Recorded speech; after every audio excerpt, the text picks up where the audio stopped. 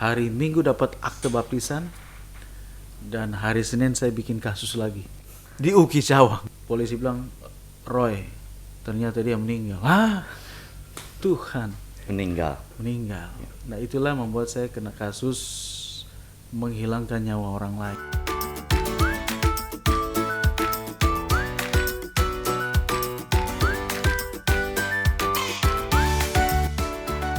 Kita semua sanggup untuk menjadi be a history maker.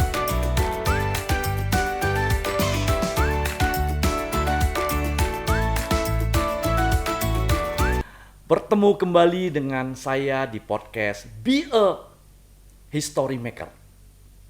Dan hari ini kita kedatangan seorang tamu yang akan kita coba gali. Tapi yang jelas mempunyai masa lalu yang kelam, mempunyai masa lalu yang kalau mungkin dibilang jadi sampah masyarakat, tetapi ternyata sekarang Tuhan pakai sebagai apa? Yuk kita dengerin. Oke. Selamat datang Bro Roy. Ya, Sehat-sehat baik? puji Tuhan baik. Oke. Bisa cerita nggak sedikit mengenai masa lalu dan dari yang dulu dianggap sampah masyarakat kemudian sekarang jadi sesuatu yang luar biasa? Waduh, ini cerita yang sangat panjang. Oke. Flashback lagi ke belakang ya. Ya, nggak apa-apa. Ya, saya dibesarkan dari keluarga Kristen, Oke. tetapi tanda kutip hanya berstatus Kristen.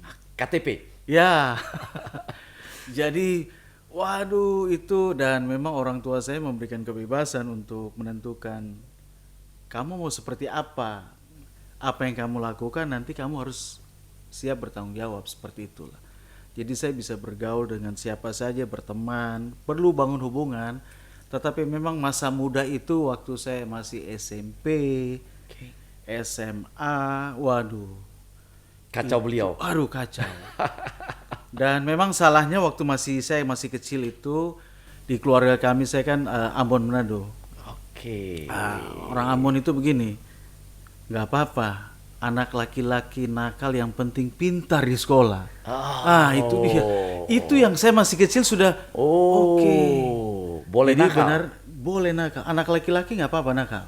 Oke. Yang penting pintar di sekolah. Itu Ambon atau Manado dong? Ambon itu. Ambon. Itu. Ambon Manise. Ya. Oke. Lalu itulah yang membuat saya bertumbuh besar dengan seperti itu. Boleh bandel. Boleh. Gak apa-apa di sekolah pukul teman. Kayak gitu. Jadi benar-benar saya dulu memang belajar. Saya belajar sungguh-sungguh dan memang puji Tuhan memang oke. Secara sekolah oke. Sekolah SD, SMP, SMA, tetapi nakal iya. Saya waktu SMA itu saya ingat saya kelas IPA. Saya kelas IPA tapi saya sudah pemakai. Artinya saya udah pakai narkoba. Karena dari SMP sudah mulai belajar merokok. SMP udah ngerokok SMP nih. sudah belajar merokok. Orang tua tahu nggak? Pada awalnya nggak tahu. Oke. Waktu saya masih SMP ya di belakang di sekolah Oke, kan, oke. pulang ke rumah, waduh manis, nggak boleh bawa rokok, itu biasa itu, ya kan. Tapi kalau di luar, oh Tuhan, Hanya Tuhan yang tahu. itu hanya Tuhan yang tahu. Oke. Nah, berjalannya waktu, akhirnya saya sudah kenal banyak teman dan memang ya rata-rata ya pergaulannya Masih di Ambon? Udah di Jakarta. Oh, Jakarta. Di Jakarta. Oke. Di Jakarta. Saya sudah di Jakarta.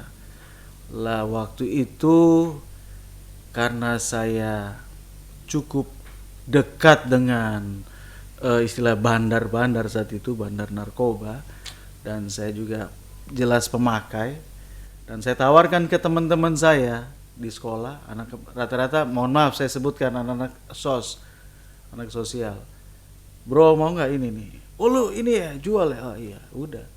Gue pesen setengah am. Gue pesen ini MG kayak waktu zaman saya waktu itu. Sampai zaman saya masih ada Inex waktu itu. Oh. Iya. Singkat cerita, saya jalani itu. Jadi pemakai dan pengedar juga. Puji Tuhan. puji Tuhan waktu itu masih bisa, mohon maaf kalau masih bisa atur damai lah kalau dengan pihak yang berwenang saat itu. Dan singkat cerita lulus SMA, saya cita-cita mau kuliah lanjut. Oke.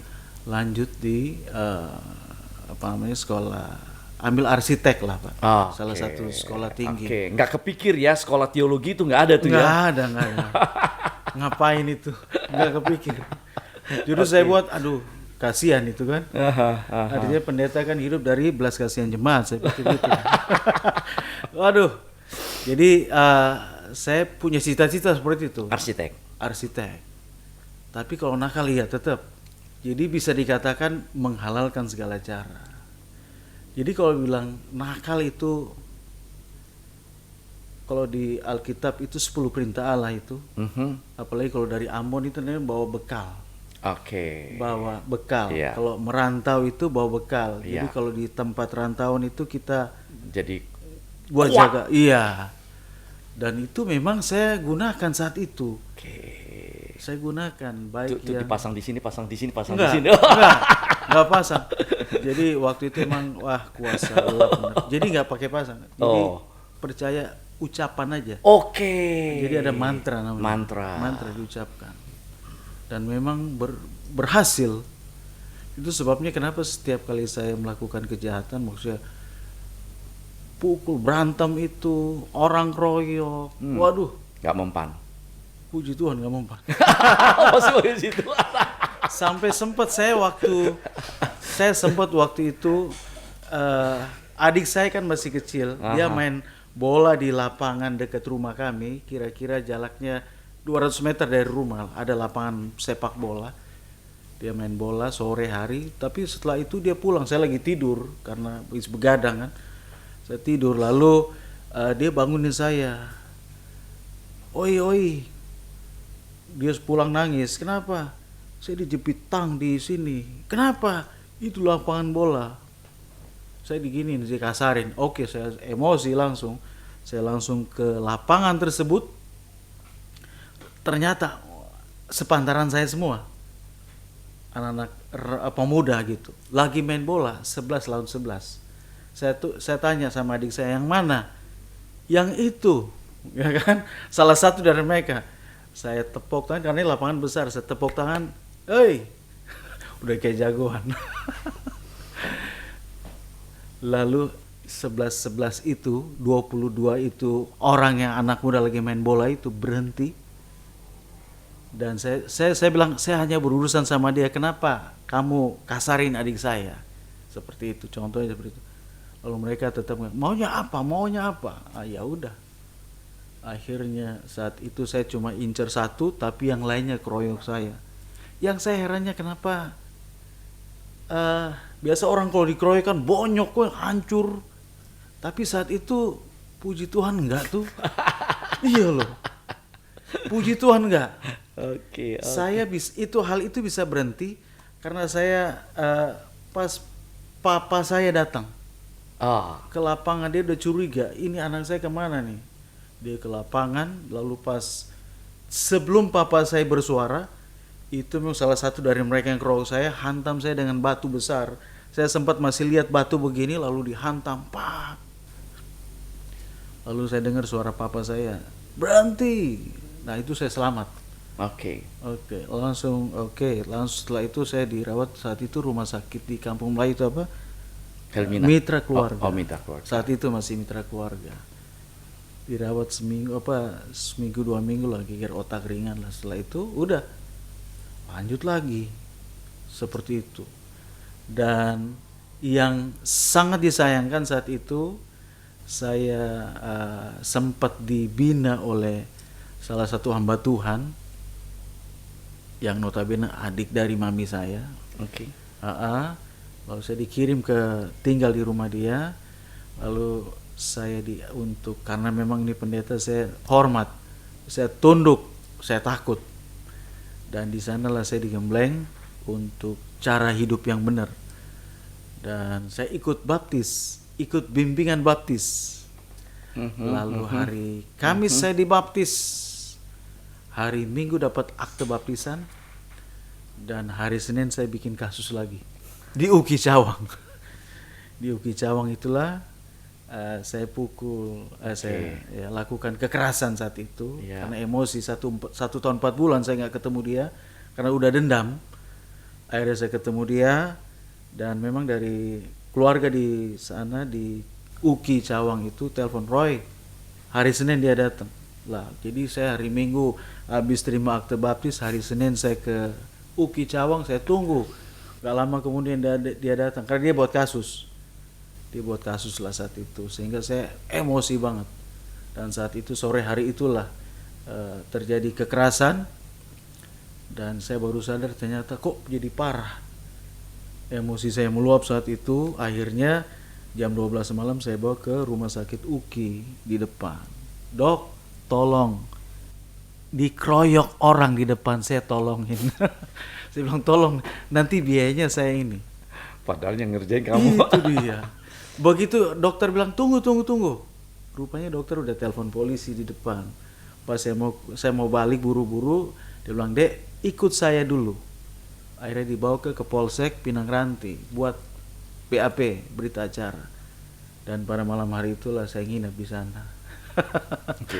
Oke. Dan saat itu saya di kantong masih ada selinting. Waktu itulah saya lihat lintingan ini, ganja ini, saya seperti pocong ini, munafik benar. Mulai titik balik saya mulai bertobat di situ. Oke. Di situ, Pak. Lalu singkat cerita, polisi tanya saya bilang ya saya jujur cerita apa adanya, dan pihak kepolisian bilang kalau dia sehat, dia yang masuk, kamu bebas. Aku bilang, oh haleluya, puji Tuhan. Tapi berita beberapa hari kemudian, polisi bilang, Roy, ternyata dia meninggal. Tuhan. Meninggal. Nah itulah membuat saya kena kasus menghilangkan nyawa orang lain, sehingga divonis di pengadilan Jakarta Timur itu 5 tahun. 5 tahun penjara, dan di sanalah saya digembleng. Waktu itu memang benar-benar menghitung hari.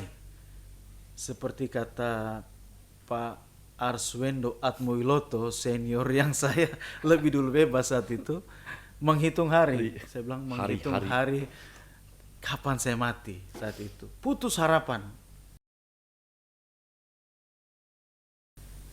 Sampai saya berpikir, ya daripada jadi penjahat kecil cere begini, lebih baik jadi penjahat besar aja.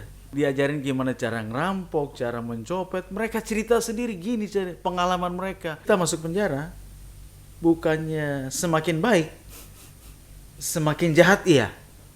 Kita butuh Tuhan. Kita butuh Tuhan. Dan kita tidak dapat mengenal siapa kita tanpa mengenal siapa Tuhan kita.